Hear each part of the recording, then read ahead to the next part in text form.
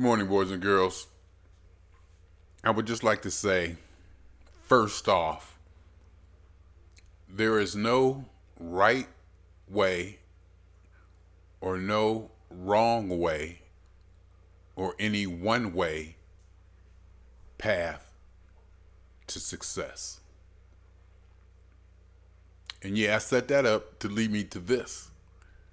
Success in itself can be defined in so many different ways that the word is practically meaningless unless used in a very specific situation. Success is subjective. Therefore, what success is or is not is determined by every single individual. We, as a human species, or as a species as a whole, will never and can never have a universal definition of success or a universal goal. We will never, ever, I hope, come together and decide we all need to go to point A. All of us, unequivocally, undisputed. I do not believe human life evolved that way. I may even believe that human life evolved because we were not that. When consciousness arose, those of us who deviated and tried that little extra thing and went the other direction and were labeled as contrarian are the ones that I look to most. I say all that to say this. Everything I say here is subjective. Everything that you believe and you think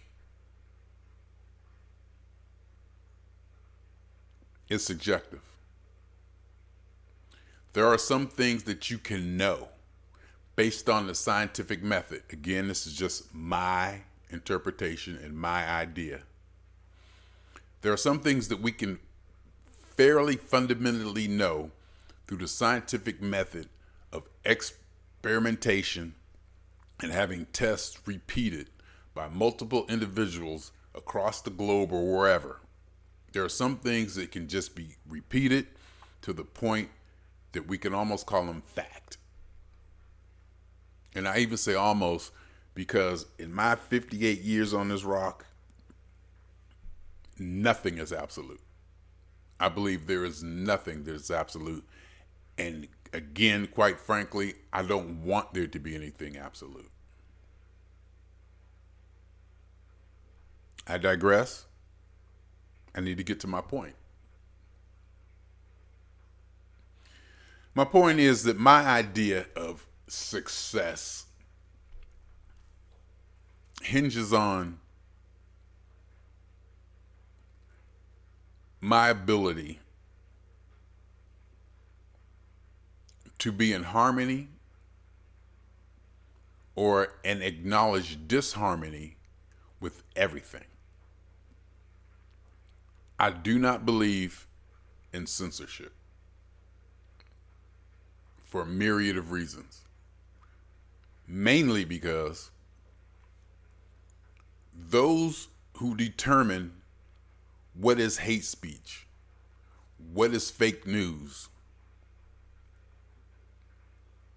what is threatening, what is insightful, those who determine that are the gatekeepers for information and data, and is a whim to their subjective experience or to their subjective determination. I'm gonna pause this. I'm frying chicken. I gotta go check on it. I have never blocked anyone in social media because of a stance or an opinion that they have. I've blocked people because they became aggressive and obnoxious and was flooding my timeline or whatever with just too many posts. It wasn't even what they said. It was how they said it, and the aggressiveness is what they did it.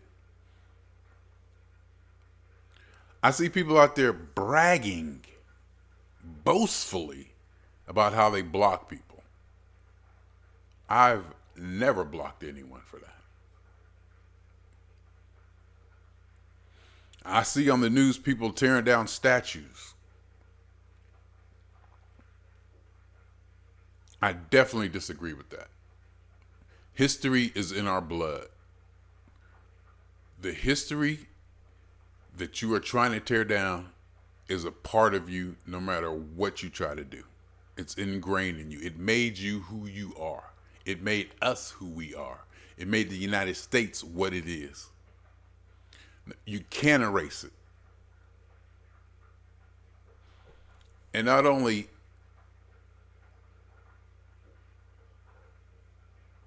it's that you can't erase it, you shouldn't erase it. It should be confronted.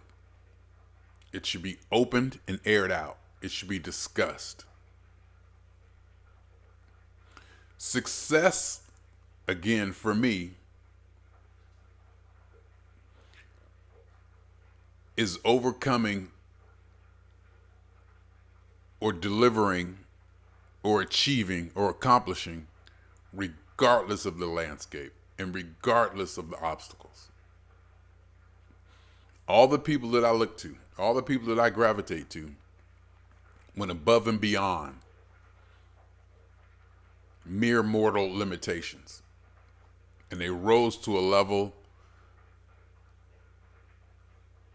that is seen as being impressive as far as the length of the history of mankind. To me, that is success. That is how you achieve success. I will also note that we, as the most dominant species on this planet, evolved from primates, a lesser insignificant primate. There is no one way, right way or wrong way to success. And we don't even know what success is.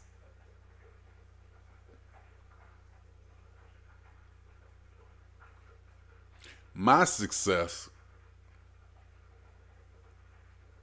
I truly believe, is almost 100%, okay, maybe 90, 85, 90, 80, 85, 90%, based on, okay, maybe 75%, based on who my parents were and the environment and the situation to which I was born. It may not just be my parents. It would be my parents' parents, my parents' friends, my parents' decisions, my parents' actions that raised me to be who I am and gave me the opportunity to develop into what I am today. And I love what I am today. I feel I am successful because I have achieved the things that I feel important and that I wanted to achieve. Success and happiness, a universal success and happiness, may or may not be able to be written in text, but an individual's happiness and success can definitely be graded on their desires and their achievements, on their personal desires and their personal achievements. I also feel that one's desires, goals, and anticipated accomplishments should evolve. I woke up this morning today, jumped on the scale, I was at 209. 209 was disappointing to me today because there was a time when I was down around 203, 202. 209 would have been super duper impressive for me and to me 3 or 4 years ago. 209 was a goal that I had set that I almost felt like impossible at one time in my life. Maybe 10, 15 years ago when I was up to like 260. So now I'm at a position where 209 it's almost disappointing. I believe we humans are built and wired and maybe even are created, have evolved to be that functioning organism, a functioning organism to achieve, accomplish, and to execute a task. Because we don't know what success is, universally, we don't know what our tasks are.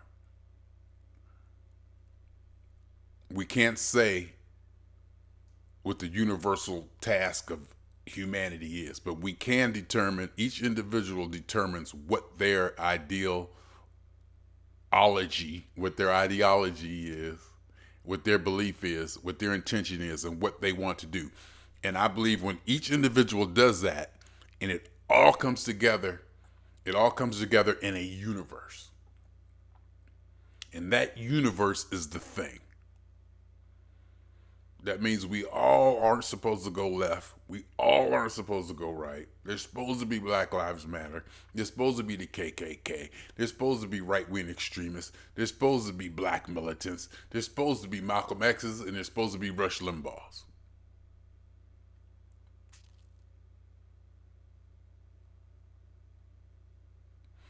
In the scheme of the universe, we need it all. We can't narrow our thinking or our intentions or our world or our perception to something that is sterile and clean. Sterile or cleaned or manicured. When I see people on TV tearing down statues and going after symbols and writing huge sayings on streets and putting signs in their yard, I get it. I understand it. It's a form of solidarity. That part worked. We got there. We are there. The whole world is watching. As many of us are on one page as there's possibly possible. We're there. We need to go to the next step. That's not as much fun. It's not fun at all, in fact. It's going to involve discussion between the most opposing viewpoints, emotionally distant rivalry, conflict. You cannot have justice without intimate knowledge of the truth. I think James Baldwin said that. You cannot be out there screaming for justice if you don't understand what the guy across from you is going through or understanding. If you don't understand, you don't have to agree with it. But you should be able to restate his purpose and his idea in a manner that he agrees with. You don't have to show anybody anything, but you should be able to understand it to the point where you can describe your enemy. You can describe the point and goal of your enemy so well that even the enemy will praise you. You don't have to agree with it, though. You cannot have justice until you understand both viewpoints. And you can't understand both viewpoints if there's censorship.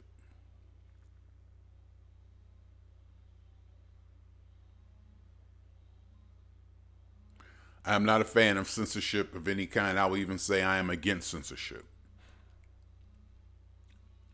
My freedom, the euphoric feeling I get from my freedom comes from the fact I wake up every morning and I'm that big. I can go that far. I can just go this far without bumping into anything that's going to fuck up my day or aggravate me.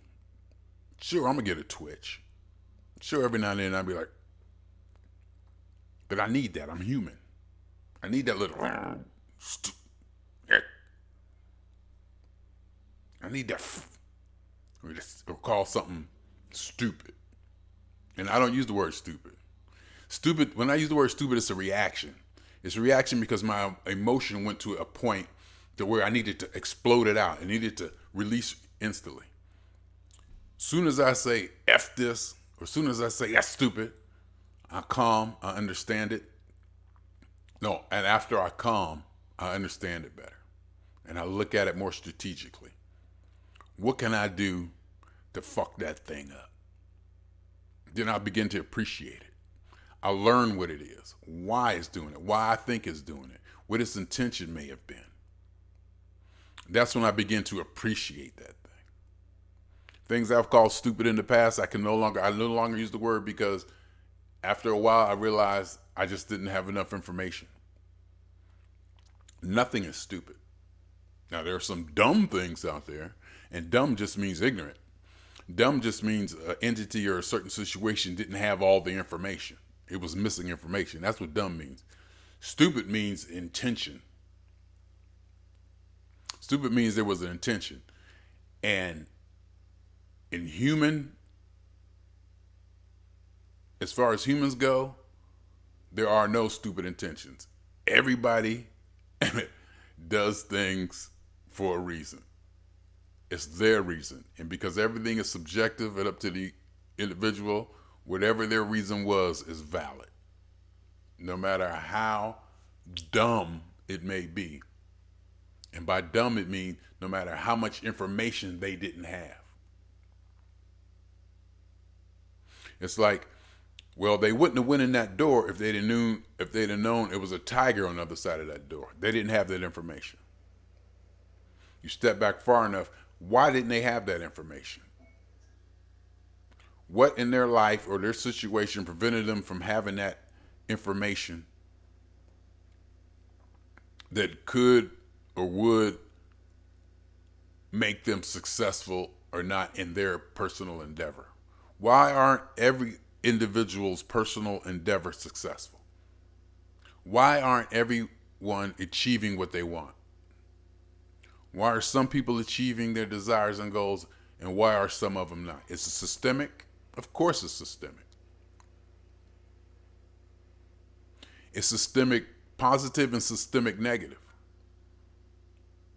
The system is the system. The system is systemic by definition, and we live in a system. You can jump on the boat, or you can not jump on the boat. Sometimes you can't jump on the boat fresh off the boat. Fresh off a boat, it may take a couple of lineages or a couple generations to produce an individual in that lineage who's able to jump on the boat and to get in the boat. There are rules, there are guidelines, unwritten and written. But I found in the United States, all the rules are out there. You go to the library, they teach them in schools. You may need money to get that education, but that comes from lineage and systemic wealth or wealth, generational wealth. It all can be tied back to this. It can all be tied back to that, positively and negatively. I think as many negative stories are there out there as far as systemic anything, there may be twice as many success stories. But we're not going to hear about the success stories. It doesn't fit the narrative. We don't need to hear that right now. We don't need to hear about the success stories. We get it. You're successful. What are you giving back? We just want to concentrate on the negative, those who aren't making it, those we can help,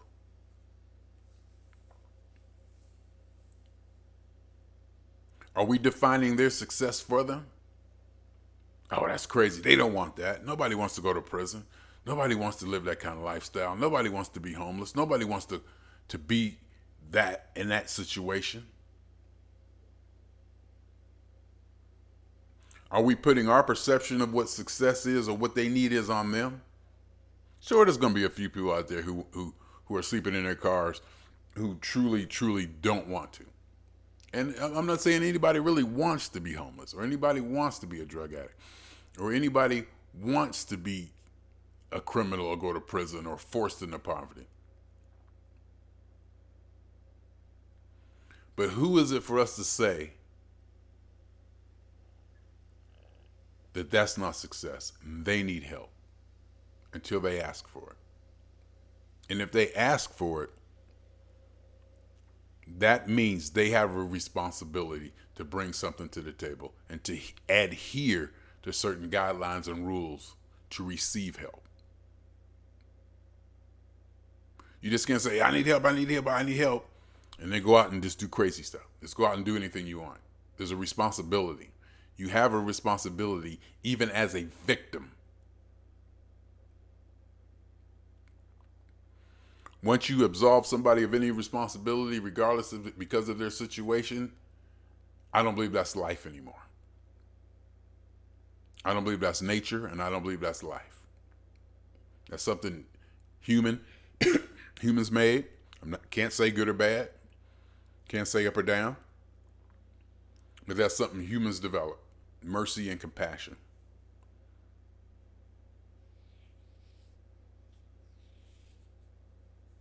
Love. Love also evolved in us. Love is a feeling. Our bodies operate differently. Glands secrete different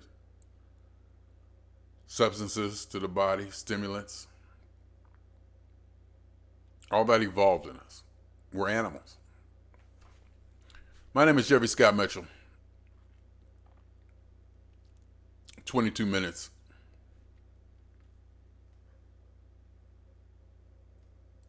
Swinging on y'all 2 times.